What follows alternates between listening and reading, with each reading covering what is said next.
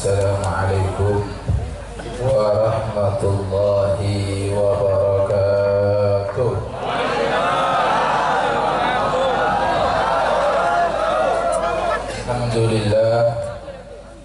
Alhamdulillah Rabbil Alamin. Wassalatu wassalamu ala ashrafil anbiya wal mursalin Sayyidina wa habibina wa syafi'ina wa qurrati a'yunina wa tabibi qulubina wa maulana Muhammad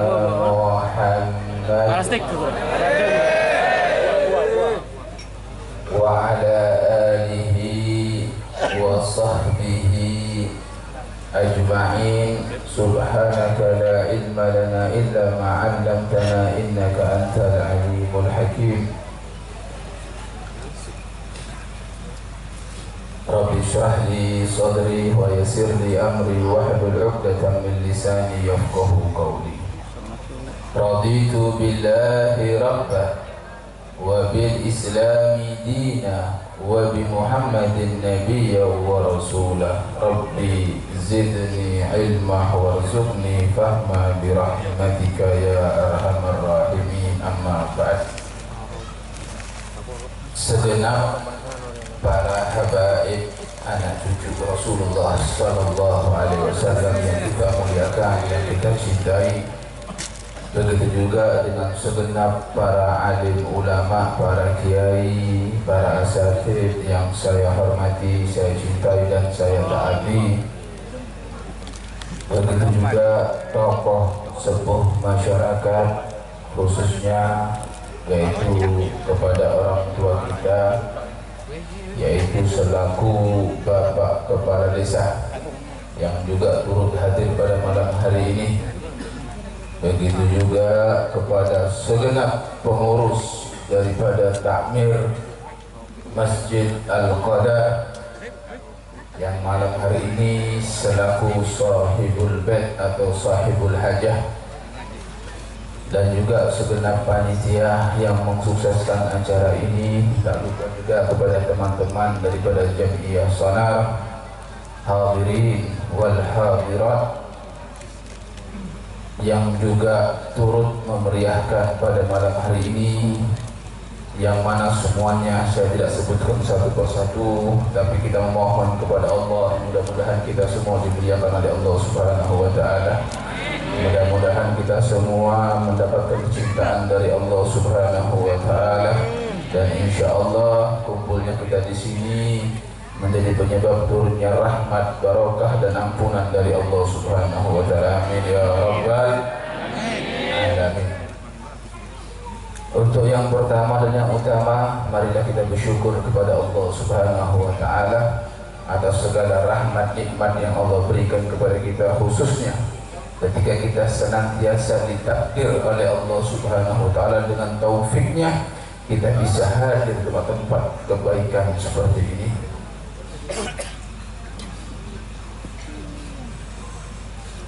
Salawat serta salam senantiasa kita haturkan kepada orang yang namanya selalu harum di alam malakut was samawat, wa huwa Habibul Mahbub Sayyiduna wa Maulana Muhammad,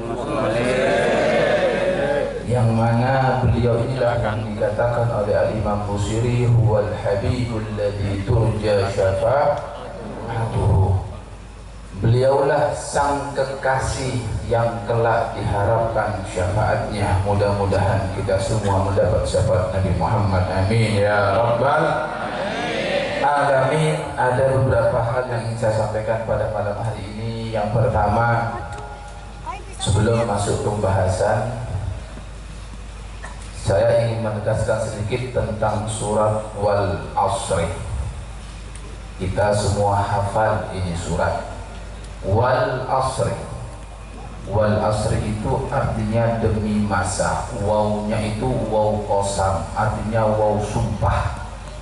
Wal Asri yang tadinya al asru karena kemasukan waw qasam, waw sumpah menjadi kasrah. Wal Asri, Di sini Allah bersumpah dengan menyebut nama waktu atau masa. Wal asri, demi masa, demi waktu. Kalau Allah sudah bersumpah dengan nama sesuatu, berarti itu menunjukkan besarnya dan agungnya nama tersebut. Ketika Allah katakan wal asri, demi masa, berarti masa, waktu itu adalah satu hal yang agung di sisi Allah, satu hal yang besar. Kenapa? Karena ternyata waktu itulah yang hanya kita miliki saat ini. Dan waktu yang kita miliki, umur yang kita punya, itu adalah yang sudah kita lewati. Adapun waktu depan itu belum tentu milik kita. Besok atau 1 jam yang akan datang belum tentu itu milik kita, karena mungkin 1 jam kemudian kita sudah dipanggil oleh Allah Subhanahu wa Ta'ala. Sehingga 1 jam lalu yang kita lewatkan, itulah umur kita yang sesungguhnya. Itulah waktu yang telah Allah berikan kepada kita. Pertanyaannya, 1 jam yang lalu, 2 jam yang lalu, 1 hari yang lalu, 1 minggu yang lalu, apa yang sudah kita lakukan? Perbuatan baikkah atau perbuatan burukkah? Ataukah itu perbuatan yang menimbulkan ridhonya Allah atau justru mendatangkan murkanya Allah Subhanahu wa Ta'ala? Sehingga dikatakan kita tidak memiliki apa-apa di dunia ini. Jangan pernah ketika kita milik mobil, kita anggap mobil itu adalah milik kita. Jangan pernah ketika kita merasa sudah punya rumah yang hebat, rumah yang mewah, kita anggap itu rumah kita. Tidak, itu bukan milik kita. Istri yang bersama kita, itu pun belum milik kita. Suami yang bersama kita, anak yang bersama kita, orang tua yang bersama kita, apapun yang ada di muka bumi ini, itu adalah bukan milik kita. Bahkan ruh, nyawa yang ada dalam tubuh kita bukan milik kita. Apa buktinya? Karena suatu saat akan diminta oleh yang punya, kita tidak bisa untuk menghindar. Anak, ketika dia meninggal dunia, kalau itu anak kita, kita tidak mau anak kita meninggal. Bahkan rambut yang menempel di kepala kita, kalau itu milik kita, tentu dia tidak mau untuk beruban. Tapi apa boleh buat ketika uban sudah datang? Siapa berkehendak? Allah. Artinya di sini kita tidak memiliki apa-apa, yang kita miliki hanya kesempatan. Ketika kita diberi waktu oleh Allah, itu adalah modal untuk kita. Kita diberi kesempatan hidup, gunakan hidup dengan sebaik-baiknya. Kalau yang lain, suatu saat bisa diambil oleh yang punya. Harta, sekali berbuang di tangan kita, mungkin bisa saja hilang, bisa saja dirampok orang, bisa saja kebakaran dan lain sebagainya. Yang kita punya hanya waktu, itu harus dipahami. Sehingga Allah bersumpah, wal asri, demi masa, demi waktu. Innal insan lafi khusri. Innal insan, sesungguhnya manusia itu lafi khusrin, niscaya dalam kerugian. Allah yang mengatakan. Allah menjelaskan kepada kita, sesungguhnya manusia semua ini dalam kerugian. Illa, kecuali alladzina amanu, orang yang beriman. Kita semua, kata Allah, orang yang rugi. Kecuali kita tidak akan menjadi orang yang rugi, kecuali yang pertama harus wajib kita beriman kepada Allah, beriman kepada Rasul. Ketika kita beriman, apakah sudah cukup kita terhindar dari orang yang rugi menurut Allah? Belum. Setelah Anda beriman, tambah satu lagi. Apa itu? Wa amilus shalihat, dan beramal baik. Alhamdulillah, ketika kita duduk di sini menyebut nama Nabi Muhammad, dikatakan dalam hadis, zikrul anbiya ibadah. Menyebut nama-nama para nabi, menceritakan sejarah para nabi, itu termasuk bagian dari ibadah. Ibadah yang kedua, amal soleh. Kalau ada orang beriman, dia tidak beramal soleh, dia beramal buruk, itulah orang yang rugi, sekalipun dia beriman. Oh, ada orang beramal baik, tidak beriman, dia juga orang yang rugi. Beriman, beramal baik. Apakah cukup? Belum. Tambah lagi, wa tawassaw bil haq, yang senantiasa saling menasehati untuk tetap dalam kebenaran, menasehati tentang kebenaran. Dan maaf cakap, ternyata banyak orang yang tidak mau menerima nasihat. Ada tidak kira-kira bodoh orang mabuk, ngeno, nyawer, boleh cong tak oleh cong Arya Tusa, cok ngurus-ngurus orang sabuk TV. Ada apa tidak? Ada. Boleh tak oleh Arya haram hukum larang musuh agama, dilarang oleh Nabi, dilarang oleh Allah. Nak bila dah. Ingat, ketika Anda ucapkan ucapan ini, ucapan tersebut jauh lebih besar dosanya dibanding Anda berbuat maksiat itu sendiri. Ini yang ingin saya sampaikan. Banyak orang sekarang ketika dia dinasihati, yang menasihati mungkin lebih muda, yang menasihati mungkin anak baru gede, yang baru mondok, yang baru jadi ustaz, dia merasa lebih tua. Tapi ketika dia katakan jangan ikut campur urusan, tahu apa benar, urus aturan pribadi, dosa itu lebih besar daripada perbuatan yang Anda lakukan. Itu merupakan kesombongan yang ada dalam diri seorang, dan itulah sifat iblis yang haram hukumnya untuk masuk dalam surganya Allah Subhanahu wa Ta'ala. Ini yang saya sampaikan. Banyak aroma sahabat tua. Ingat, beda orang tua ya, tapi beda orang abid. Tua abid beda. Kalau di bahasa Indonesia kan, tua itu pasti, dewasa belum tentu. Mentua antos neng di sampean, umur terus berjalan sampai tua. Dewasa belum tentu. Itu kocak. Beda orang tua, bila boleh jengkal arwah orang abid benar yang tua. Kayak abid kodi. Tapi sifatnya benar nak jengkal. Tanda boleh itu sifat sombong. Dan ingat, sombong itu bagian daripada sifat iblis. Ini bahaya nanti masalahnya, Pak. Kalau Anda masih belum bisa berhenti dari maksiat, jangan Anda remehkan orang yang beri nasihat kepada Anda. Karena inilah ketika Anda mengucapkan itu, Anda dalam kerugian.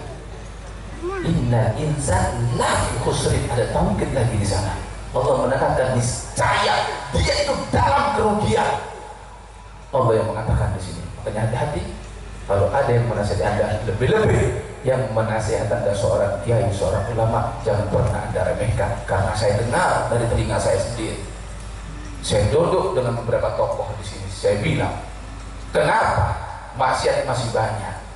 Kenapa murid-murid Anda yang dekat dengan Anda kok tidak Anda tegur ketika dia berbuat maksiat? Sengkah. Ketika Anda sengkah, tanya untuk apa Anda terjun sebagai seorang kiai? Lepas kiai Anda, duduk Anda di rumah, ceboki Anda punya istri, selesai.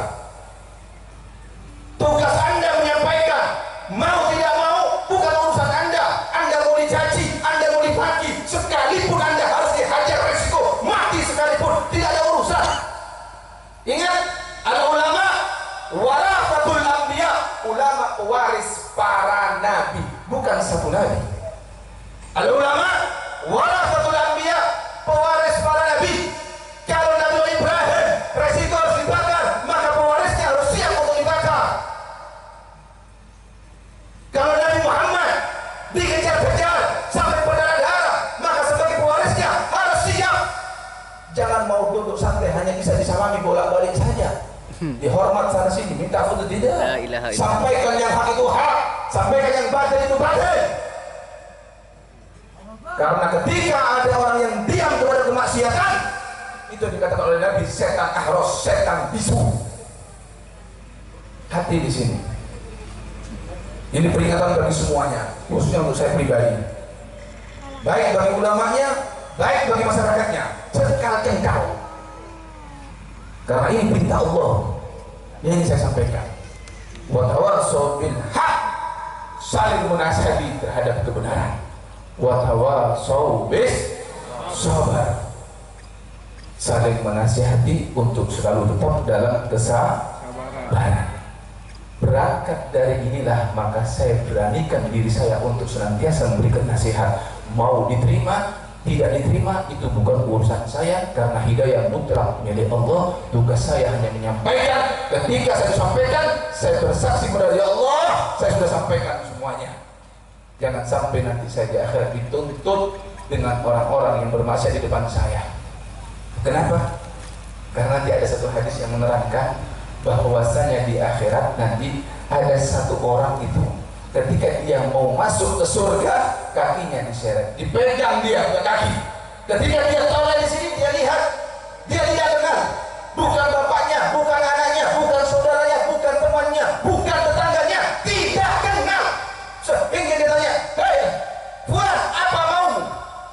Aku tidak kenal dengan dirimu. Kenapa kamu menuntut aku? Kenapa kau tarik aku? Ya, kita memang tidak kenal. Tapi ketika di dunia, aku berbuat maksiat di hadapanmu, kau diam.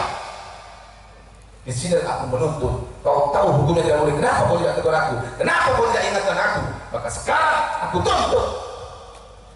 Hati, jangan diam ada maksiat. Apa boleh kau pakai? Dengar. Ini banyak terjadi di sini, banyak terjadi. Itu yang pertama. Yang kedua, Nabi mengatakan dalam hadis, la yu'min ahadukum, tidak beriman salah seorang dari kalian hatta yakuna hawahu tabaan lima jitu bih. Tidak beriman salah seorang dari kalian sampai kapan? Sampai hawa nafsu kalian, keinginan kalian itu mengikuti apa yang telah datang dari Nabi Muhammad. Kita punya keinginan, semua punya keinginan, tapi ingat, keinginan kita harus sejalan dengan keinginan Nabi. Ketika tidak sesuai dengan keinginan Nabi, tinggalkan. Jangan kita pertahankan keinginan kita. Kalau kita pertahankan, lagi-lagi itulah sudah yang dikatakan hawa nafsu. Misal, sering ini langsung terang-terangan, tidak pakai sindir-sindiran lagi. Ndek tandek kak sokana, pekel kak sokana, tidak. Misal, sekali lagi misal, saya turun dari panggung ini, saya turun dari panggung ini berubah majelisnya, kita datangkan biolita tanpa menutup aurat, joget-joget, banyak orang lagi datang ke panggung, nyawer, selain akopa, arabin, dosa dan tak dosa, ada apa tidak haram? Larangan siapa ini? Larangan Allah, larangan Nabi kalian, yang kalian cinta, yang sedang kalian duduk berkumpul untuk memperingati hari kelahirannya. Yang katanya ada cinta dengan Nabi Muhammad, Nabi melarang, kenapa Anda lakukan? Kenapa Anda bantah? Apakah Anda tidak terima dengan ajaran Nabi? Ini pertanyaan sekarang. Tanyakan dalam diri kalian. Bawa pulang. Ketika Anda mau tidur, renungkan di tengah malam. Bagaimana? Setiap hari kita, sudahkah kita menyenangkan Nabi, atau justru kita membuat sakit Nabi? Setiap hari Kamis, amal kita sampai kepada Nabi Muhammad. Hati di sini. Ini yang ingin saya sampaikan di sini. Nah, ketika Anda mau hadir ke tempat seperti itu, nah kalian udah apa? Udah dangdut, dari maratin. Misalnya, kalian mau ke sana, tero, hawa nafsu kalian tero entara, nengku. Tapi kalian timbang lagi, apakah Nabi ridho? Oh, Nabi tidak ridho. Berarti hawa nafsu ini harus tertahan dulu, harus mengikuti apa yang datang dari Nabi Muhammad. Maka tinggalkan sebagai bentuk kecintaan Anda dengan Nabi Muhammad SAW. Ini yang ingin saya sampaikan. Dua ini dulu yang ingin saya sampaikan, hadis dan satu ayat. Sebagai pegangan kita, jangan sampai ada nasihat masuk kita tidak menerima. Orang yang sombong adalah batrul haq. Kategori orang sombong batrul haq, yaitu tidak mau menerima kebenaran. Beritahu tanda cengkak arwahnya mana orang sombong. Dan ingat, orang yang sombong tidak akan bisa masuk surganya Allah Subhanahu wa ta'ala. Baik, kesempatan saya untuk memberikan sedikit nasihat terutama untuk diri saya pribadi. Karena Nabi Muhammad SAW dikatakan laqad kana lakum fi Rasulillahi uswatun hasanah. Beliau adalah uswah hasanah, contoh yang baik di sini. Kalau kita ingin meniru, tirulah Nabi Muhammad. Semua sudah ada di sana. Nanti kita bahas satu persatu. Karena ada permintaan dari Pak Lurah. Pak Lurah pesan sama saya, Bib, sampaikan yang tadi siang itu luas, Bib. Padahal saya nyindir dia, Pak Lurah tadi itu. Dia tidak sadar. Tidak apa-apa, dia minta disindir lagi, bagus. Cuma sebelum saya masuk lagi, saya tadi baca kitab ditulis oleh Al-Imam Syafili. Di situ disebutkan ada satu ulama itu bercerita beliau bermimpi dengan Rasulullah SAW. Kalau mimpi Nabi, Bu, Pak, itu pasti benar. Karena Nabi mengatakan bahwa syaitan la yatamatsalu bi. Setan itu tidak bisa menyerupai aku. Artinya apa di sini? Kalau ada seorang tadi itu dia mimpi dengan Nabi Muhammad, maka ya itulah Nabi yang datang. Tapi kalau selain Nabi, mau itu wali dan lain sebagainya, masih ada dua kemungkinan. Mungkin benar itu orang soleh atau orang wali, ada kemungkinan juga itu adalah setan. Dilihat dulu mimpinya, mimpi wali tapi bangun jam 7, oh setan yang datang, bukan wali, itu sudah ya, subuh hilang misalnya, itu bukan wali yang dimimpikan. Nah, ketika mimpi Nabi, dalam hadis Nabi mengatakan bahwasanya barang siapa yang dia melihatku dalam mimpi, maka itu benar dari Nabi Muhammad, karena setan tidak bisa menyerupai Nabi. Nah, ulama ini yang minas salihin ini, dia bertemu dengan Nabi, dia bertanya dalam mimpinya sama Nabi Muhammad, dikatakan, ya Rasulullah, bagaimana pendapat engkau tentang orang yang mengatakan tentang maulid begini banyak dia sukakan. Ada yang berpendapat maulid beginilah, begitulah, segala macam bentuknya. Intinya Nabi menjawab dengan simpel. Apa kata Nabi? Man fariha bina farihna bih. Barang siapa yang senang denganku, dan kita sekarang hadir di tempat ini sebagai bentuk kecintaan dan senang kita dengan Nabi Muhammad, maka apa kata Nabi? Farih Nabi, maka aku senang dengan dia. Barang siapa yang senang denganku, aku senang dengan dia. Artinya apa di sini? Kalau kita datang ke sini ramai-ramai sebagai bentuk kesenangan kita kepada Muhammad, insya Allah kita semua disenangi oleh Nabi Muhammad. Amin. Ingat, datangnya kita ke sini dengan dorongan cinta dan rindu dengan Nabi Muhammad Sallallahu Alaihi Wasallam, karena segala sesuatu yang berhubungan dengan Nabi akan ikut mulia, karena beliau itu mulianya secara dzatiyah, zatnya sudah mulia, sehingga dikatakan oleh Al-Habsyi dalam kitab Maulid itu ala dzatihi syarifah. Jadi zatnya itu sudah memang mulia. Tapi kalau selain Nabi itu kemuliaannya sebab kita sekarang menjadi mulia, itu mulianya kita bukan karena kita umat Nabi Muhammad. Bahkan hari Senin itu bukan hari apa-apa, hari yang tidak dihargai. Karena hari Sayyidul Ayyamnya Islam itu adalah Jumat. Hari yang dirayakan oleh orang Yahudi Sabtu. Hari yang dirayakan atau hari rayanya orang Nasrani Ahad. Senin tidak ada di situ. Tapi begitu Nabi lahir di hari Senin menjadi mulia. Bulan Rabiul Awal tidak dikenal, tidak diperingati di zaman itu. Lain dengan bulan-bulan Muharram, Rajab itu dihormati, Ramadan dihormati, Dzulhijjah. Tapi begitu Nabi lahir di bulan Rabiul Awal, manusia seluruh dunia menyambut datangnya bulan Rabiul Awal melebihi semua bulan. Paling lama Ramadan 30 hari, tapi Maulid bisa sampai 2 bulan berturut bahkan lebih. Kalau yang lainnya mungkin sehari, 2 hari, Selasa mungkin seminggu, Tapi kalau untuk maulid, dari mulai malam satu maulid sampai bulan Rasul terus tidak ada berhentinya sepanjang tahun, menjadi mulia karena kelahiran Nabi Muhammad Sallallahu Alaihi Wasallam. Jadi beliau itu mulia secara darinya. Bahkan wanita-wanita yang hadir ketika kelahiran Nabi semua mendapatkan barokah. Di antaranya ada yang bernama Ummu Aiman.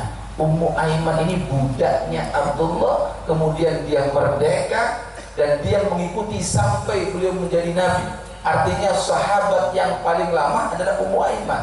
Dari Nabi lahir dia sudah ada.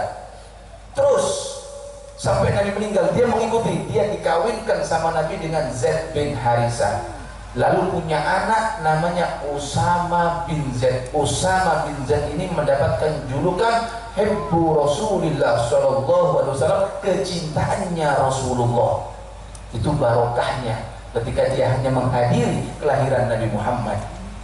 Ketika itu selain Ummu Aiman ada yang namanya Syafa'. Syafa' ini ibunya Abdurrahman bin Auf. Abdurrahman bin Auf ini menjadi orang yang kaya raya. Dia Abdurrahman bin Auf. Ada yang namanya Thuwaibah, ada yang namanya Fatimah. Semua mendapatkan keberkahan di situ. Kalau mereka itu bisa mendapatkan keberkahan, dan keberkahan Nabi tidak terputus sampai sekarang. Ketika kita senang gembira dengan kelahiran Nabi, insya Allah kita semua akan mendapatkan keberkahan Nabi kita Muhammad Sallallahu Alaihi Wasallam. Baik, sekarang saya akan ulang lagi cerita saya. Tadi saya sudah sampaikan sebenarnya. Nabi itu hijrah dari Mekah ke Madinah itu tanggal 2 Rabiul Awal. Jadi bulan Rabiul Awal itu bukan hanya kelahiran Nabi, tapi hijrah Nabi itu tanggal 2 Rabiul Awal. Sampai Madinah itu tanggal 12 Rabiul Awal, bertepatan dengan hari kelahiran Nabi Muhammad SAW. Ketika sampai di Madinah, Nabi disambut oleh orang-orang Ansor, disambut oleh orang-orang Madinah, sehingga semua di antara mereka meminta Nabi untuk tinggal di rumahnya. Akan tetapi Nabi tidak menerima karena terlalu banyak, sehingga Nabi mengatakan, biarkan di mana onta ini berhenti, di situ aku tinggal, karena onta ini adalah diperintah oleh Allah Subhanahu wa Ta'ala. Maka onta itu berjalan. Ketika berjalan, ternyata onta itu berhenti di satu tanah pekarangan milik Abu Ayyub Al-Ansari, sehingga Nabi tinggal di rumah tersebut. Ketika tinggal di rumah tersebut, rumah Abu Ayyub tingkat, masyaallah hadirin, tingkat rumahnya. Nabi disuruh tinggal di atas, Nabi tidak mau. Nabi tinggal di bawah. Abu Ayyub jangan ngawarin kalah, mau jangan bola. Masa Rasulullah di bawah, saya di atas? Ya Rasulullah, engkau tempatmu di atas. Tidak, aku di bawah. Dia katakan, aku tidak enak. Masa aku dengan keluarga di atas dan engkau di bawah? Lalu Nabi mengatakan, tujuan Nabi tinggal di bawah adalah agar orang-orang yang ingin bertemu dengan Nabi itu mudah. Jadi lihat, disinilah yang bisa diambil pelajaran. Beliau adalah Sayyidul Anbiya, pemimpin para nabi. Beliau adalah pemimpin manusia dunia dan akhirat. Di atasnya lurah, di atasnya bupati, di atasnya gubernur, di atasnya presiden. Tapi beliau tidak menutup diri bagi siapapun yang ingin datang. Justru beliau mempermudah. Tapi sekarang baru jadi DPR, mau ketemu harus pakai memo. Baru jadi bupati, mau ketemu susah. Ini padahal Nabi yang mengatakan Sayyidul Qawm, Raisul Qawm, Khadimuhum, pemimpin satu kaum adalah pelayan bagi kaum tersebut. Maka saya sampaikan, hai Anda Pak Lurah, benar Anda sebagai kepala desa. Tapi ingat, itu kepala desa, bukan jabatan yang enak-enak. Anda harus jadi pembantu, pelayan bagi masyarakat Anda. Kalau minta sindir boleh, tak apa sudah. Bombong kancah. Saya ingat apa? Jangan sampai begitu Anda jadi kepala desa, orang siapa muah malarat. Ingat, Anda bilang harus mudah. Kapanpun rakyat membutuhkan Anda 24 jam, Anda harus bisa melayani. Kalau tidak bisa, karena Anda akan bertanggung jawab di hadapan Allah Subhanahu wa taala. Ini yang terjadi. Begitu dia sampai di Madinah, Nabi mendirikan negara Islam. Lihat, Nabi mendirikan negara, dan ketika Nabi mendirikan negara, Pak Bu, Nabi tidak bangun perkantoran, Nabi tidak bangun istananya, Nabi tidak bangun tempat kerjanya. Yang pertama kali dibangun oleh Nabi, masjid. Di sini mengingatkan bahwasanya sebelum segala sesuatunya yang harus diperhatikan pertama adalah sholat, sembahyang. Karena ketika seorang kali itu sholat, dia sedang berhubungan kepada Allah Subhanahu wa taala. Kalau hubungan dia kepada Allah sudah baik, niscaya kepada manusia insya Allah akan baik. Karena sholat bisa mencegah kepada kemungkaran kalau benar sholatnya. Sehebat apapun dia, mau profesor, mau doktor, kalau dia tidak sholat, kalau sama Allah saja berani, apalagi sama rakyat. Ini yang terjadi sekarang. Kenapa banyak yang rusak? Orang pintar, sarjana, orang hebat, pakar-pakar, ya, karena dia tidak sholat. Ketika dia tidak sholat, dia telah berkhianat kepada dirinya sendiri. Dia berani memutuskan hubungan kepada Allah Subhanahu wa taala. Karena ketika sholat dikatakan mi'rajul mu'min, mi'rajnya seorang mu'min dalam sholat. Dan sholat itu adalah kesenangan Nabi. Ketika Nabi itu mi'raj, bertemu kepada Allah Subhanahu wa taala, bahkan dikatakan itu jaraknya itu seperti seperti dua busur anak panah. Jaraknya dekat. Disitulah Nabi merasakan satu kelegatan yang indah bertemu dengan Allah Subhanahu wa taala. Allah tahu Nabi itu keadaannya ketika itu tidak mau keluar, dia senang di sana. Lalu Allah mengatakan dalam ayat kursinya bahwasanya ya Muhammad, dikatakan bahwasanya al-hala alladzi syahadta al-an, keadaan yang kau saksikan sekarang, aj'aluka fi sholat, aku jadikan dalam sholat. Sehingga Nabi mengatakan bahwasanya sholat itu qurratu aini fi sholat, yang menjadi penyejuk daripada mataku, yang menjadi hiburan Nabi adalah sholat. Kalau hiburan Nabi itu sholat, maka kita sebagai umatnya pun harus sholat. Sering saya katakan, ayo. Bahkan Nabi mengatakan umat Islam tidak akan berwibawa, umat Islam tidak akan menang dari orang-orang Yahudi sampai sholat subuhnya seperti sholat Jumat. Tapi sayang seribu sayang, di pulau ini masjid banyak, bagus luar biasa. Jangankan subuh ya atau 5 waktu, Jumat itu masih kosong. Jumat masih kosong. Kalau subuh Anda yakin pasti banyak tiangnya daripada orangnya. Banyak sekarang. Kalau untuk masalah bangun nggak khawatir, banyak yang dari Jakarta sampai Senabitnya, ya. Tapi masjid bukan dimakmurkan dengan ornamen. Masjid bukan dimakmurkan dengan hiasan, tapi dimakmurkan dengan sholat 5 waktu. Itu yang terpenting sekarang. Jangan hanya kita nyumbang, ayo ramaikan. Bagaimana caranya di masjid banyak orangnya?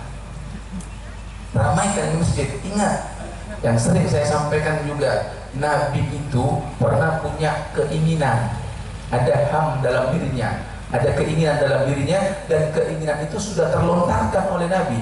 Apa kata Nabi? Aku ini ingin, kata Nabi, engkau lihat terroh, bodoh orang saya akan engkau iman. Lah engkau aling lengah, nyari bungkok, saya tak sabun jeng jamaah, menemoyok berkabir bungkoknya. Ayo, memberi sini berapa Pak kira-kira Pak, memberi karengan? Nabi Odi makin budaya karengan, pas aling leng nyari bungkuk-bungkuk saya sabun jeng berapa kira-kira? Kakonon, ya kan? Makanya saya sering, ayo kita umpamakan lagi. Kalau ada uang 1 juta, mau sopet lekor juta, melek kemana Pak?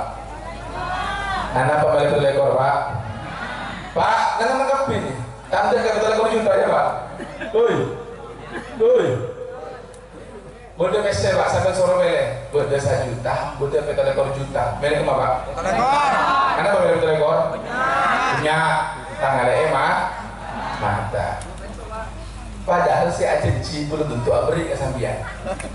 Iya kan? Sekarang pertanyaan lagi, apakah Nabi itu berbohong? Ya. Pak, oi, cinta dengan Nabi? Anda yakin Nabi itu jujur? Yakin Nabi tidak pernah bohong?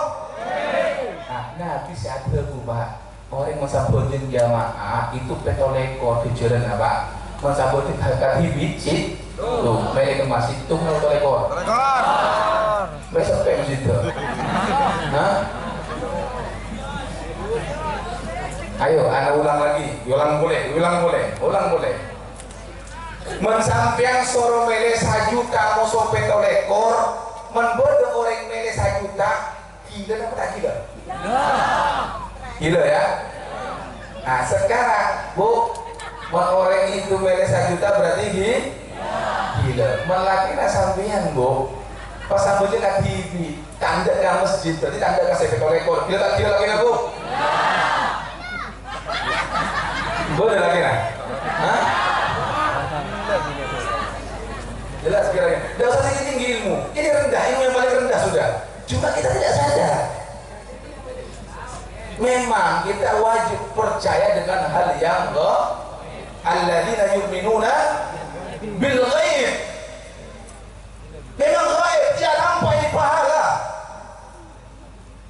Sampai dikatakan sampean ini kalau hadir ke majelis, ya kan? Kalau hadir ke majelis ini kan karena maulid aja. Coba kalau majelis mingguan atau kumpulan bunyak apa bunyak? Hah? Bunyak, bermaulid. Paling bunyak saya kan. Mengkumpulan, pengajian paling ya 200, 300. Bandingkan dengan jumlah orang yang ada. Sampai dikatakan andaikan ilmu ini, orang mencari ilmu dan ternyata ilmu, andaikan pahala mencari ilmu ini ditampakkan ke manusia, tahu ke manusia, Arya loh pahala ilmu, niscaya dipastikan mereka akan saling berperang untuk mendapatkan pahala tersebut, sehingga para penguasa, para pejabat dia akan tinggalkan kekuasaannya, tinggalkan jabatannya untuk mendapatkan pahala menuntut ilmu. Bahkan orang-orang yang ada di pasar, dia akan keluar dari pasarnya, dia tinggalkan semua untuk mendapatkan pahala ilmu. Tapi sayang, seribu sayang, pahala tidak tampak. Dia lebih tidak memilih yang tidak tampak, tapi milih setan. Kita lihat ketika Sayyidina Umar mengatakan kusifal hijab, telah dibuka hijab bagi dirinya, dia tahu keutamaan sholat. Ketika beliau ada di kebun, Pak, di kebun Sayyidina Umar, Pak. Begitu dia di kebun, ternyata lagi asik dalam kebun dengan kebunnya, di kebun kurmanya dia lagi asik. Tak entarsa, Pak. Mari itu dia keluar dari kebun, tak entar sampai ujung. Niat entara keluar dari kebun. Begitu keluar dari kebun, ternyata sholat sudah selesai di Masjid Nabawi. Artinya, Pak, dia ketinggalan sholat berjamaah dengan Rasul itu. Begitu dia ketinggalan, apa yang terjadi? Dia teriak, inna lillah wa inna ilahi rajiun. Aku telah kehilangan daripada keutamaan sholat berjamaah hanya gara-gara kebun ini. Dia katakan, usbidukum jami'an, saksikan oleh semua kaum muslimin, bahwa dikatakan yang ada di belakangku ini yaitu kebun, aku infakkan untuk kepentingan umat Islam. Lihat, hanya ketinggalan, bukan tidak sholat, ketinggalan daripada sholat berjamaah, dia infakkan seluruh hartanya yang telah menyebabkan untuk dia ketinggalan sholat berjamaah. Bahkan di antara sahabat ada yang dia itu kebun kurmanya sudah panen, melihat bola jorajo itu, wah seneng dia, mau diambil, mau diunduh. Apa diunduh ini? Yunduh.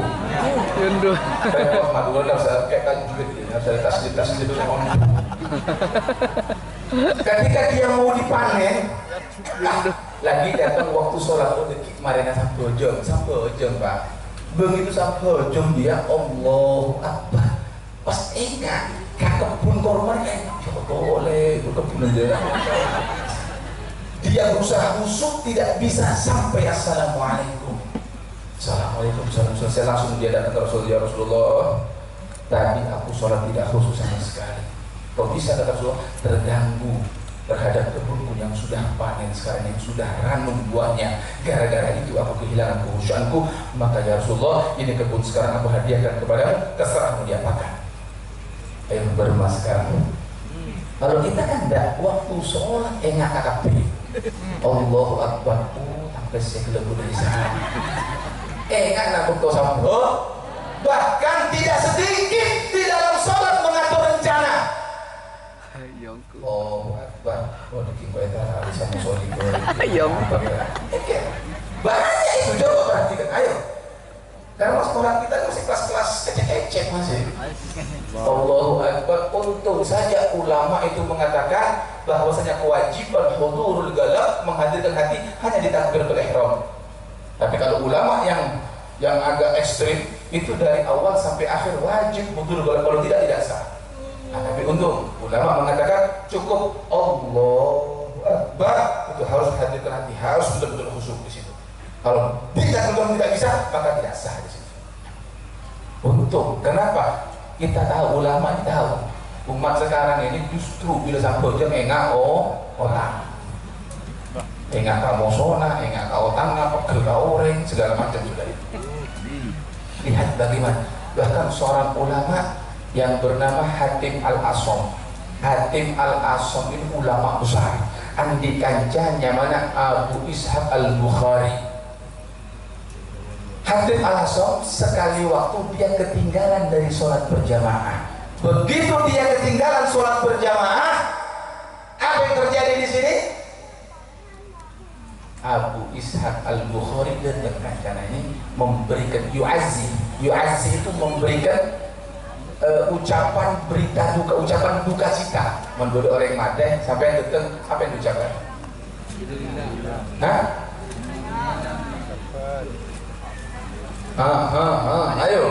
Ayo, apa sunnahnya Nabi? Ada orang meninggal kan? Lalabet apa sih baca?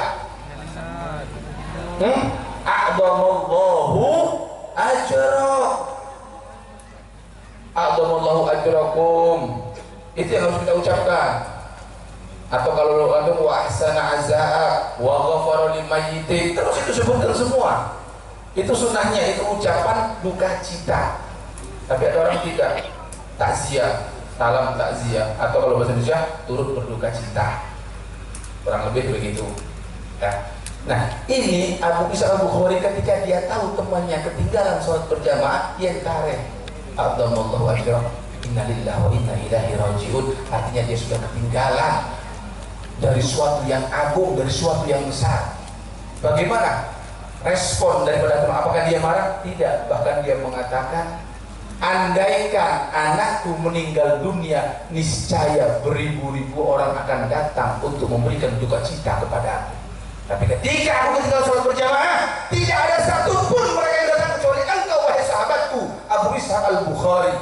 Lalu dia bersumpah, wallahi, demi Allah, lau mata abnai jami'an ahwanu alayya, lebih ringan dariku min fawatis shalah fil jamaah, daripada aku ketinggalan sholat berjamaah.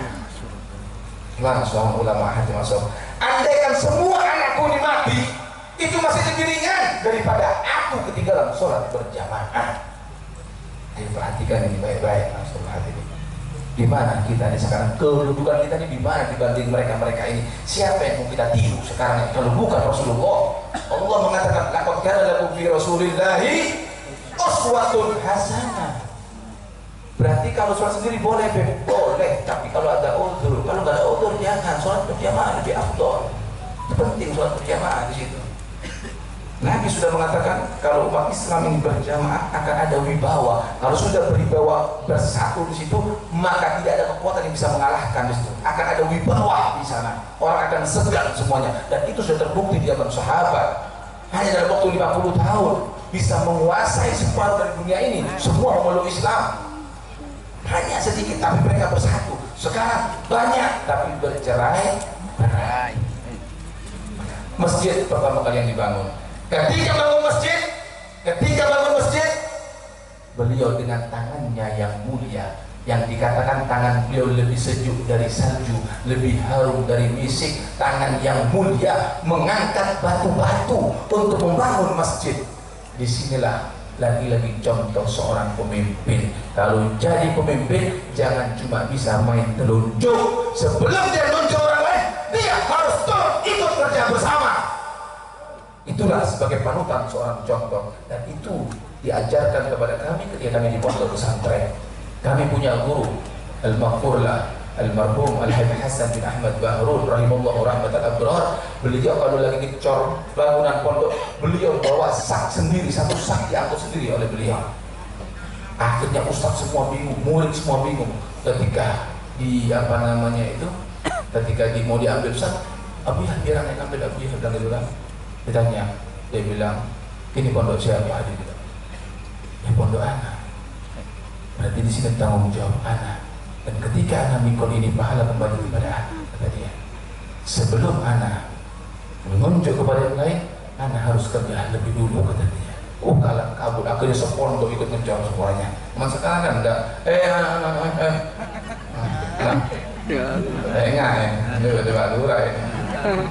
jangan main terunjuk, harus terjun di sini.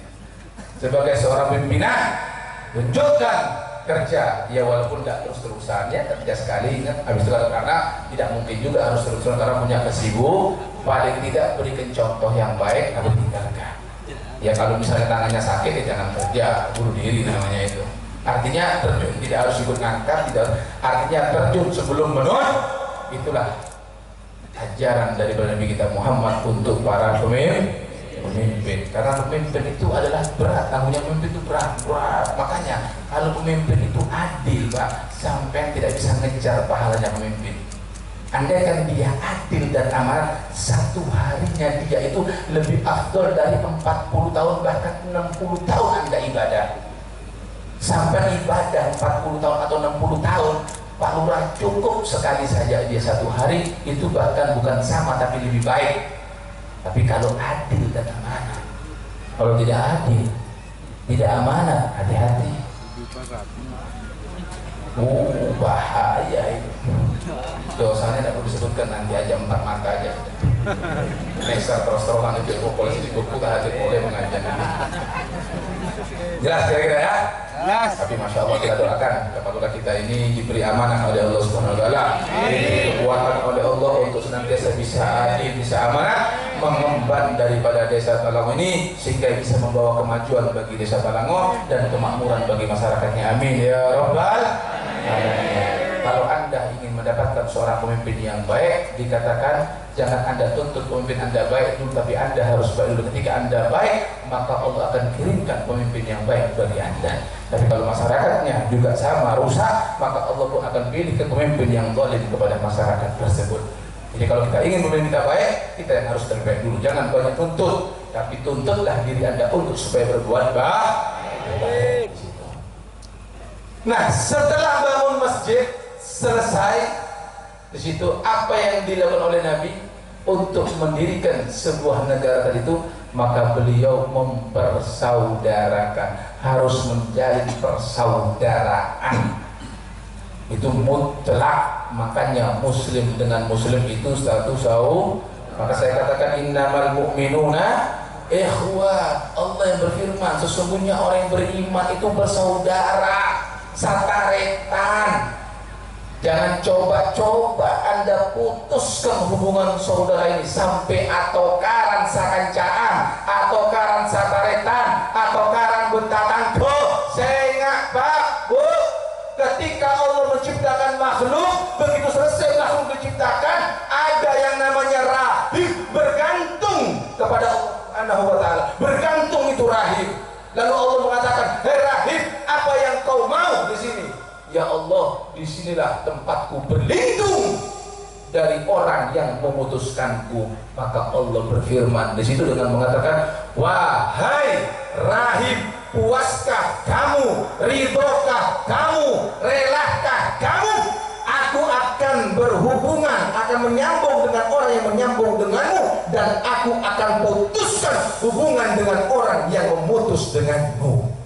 Artinya apa di sini? Kalau ada orang yang memutuskan hubungan silaturahmi, berarti Allah akan putus hubungan dengan dia. Naudzubillah. Kalau sudah Allah putus, berarti rahmat Allah putus, ampunan Allah putus. Jangan berharap Anda bisa mendapatkan ampunan, rahmat dan surganya Allah Subhanahu wa Ta'ala kalau masih ada yang meninggal membawa kebencian, masih berkelahi satu dengan yang lainnya. Hati-hati, ini penting.